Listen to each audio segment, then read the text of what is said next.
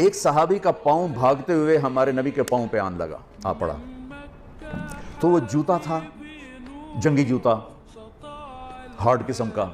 تو آپ کو تکلیف ہوئی، تو آپ کے ہاتھ میں ایک چھڑی تھی،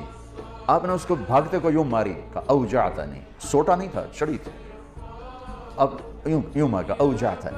ارے تو نے دیکھ کے تو بھاگنا تھا، تو نے میرا پاؤں کچل دیا، مجھے تکلیف پہنچائی تو نے۔ انہوں نے لوہے کی زرہ پہنی ہوئی تھی جس پہ تلوار بھی اثر نہیں کرتی، تو چھڑی نے کیا اثر کرنا تھا؟ ٹھیک ہے نا میری بات سمجھ میں آئی؟ کہ انہوں نے لوہے کا لباس پہنا ہوا تھا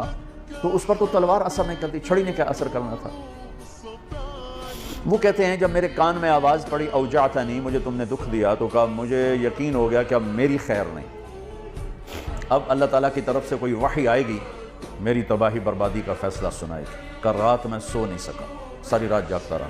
فجر کی نماز پڑھی تو اعلان، اپنے خیمے میں پہنچا تو اعلان ہوا کہ جس شخص کا پاؤں اللہ کے نبی کے پاؤں پہ آیا تھا وہ حاضر ہو جائے، جس کا پاؤں نبی کے پاؤں پہ پڑ گیا تھا وہ حاضر ہو جائے۔ کہنے لگے، میں نے کہا لے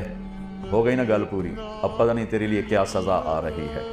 کہ میں ڈرتے ڈرتے پہنچا، آپ تشریف فرما تھے، آپ نے مجھے دیکھ کے تبسم فرمایا اور فرمایا کہ میرے بھائی کل میں نے آپ کو چھڑی ماری تھی، وہ پاؤں والی بات ہی چھوڑ دیں، کل میں نے آپ کو چھڑی ماری تھی تو میں اس پہ معافی مانگنے کے لیے آپ کو بلایا ہے۔ میں آپ کو پہلے کیا بتا چکا ہوں کہ لوہے کے لباس پر تو تلوار اثر نہیں کرتی، تو چھڑی کیا کرتی؟ کہ میں ایک تو آپ سے معافی مانگنی ہے اس لیے آپ کو بلایا ہے، اور دوسرا کیا، یہ ذرا سننے والی بات ہے، اور دوسرا وہ جو میں نے آپ کو چھڑی ماری تھی اس کے ازالے کے لیے میرے پاس ایک ہی تجویز آئی ہے ذہن میں، اللہ نے ڈالی ہے، یہ میرے پاس 60 اونٹنیاں ہیں، میں آپ کو گفٹ کرتا ہوں، لے جائیں۔ 60 اونٹنیاں،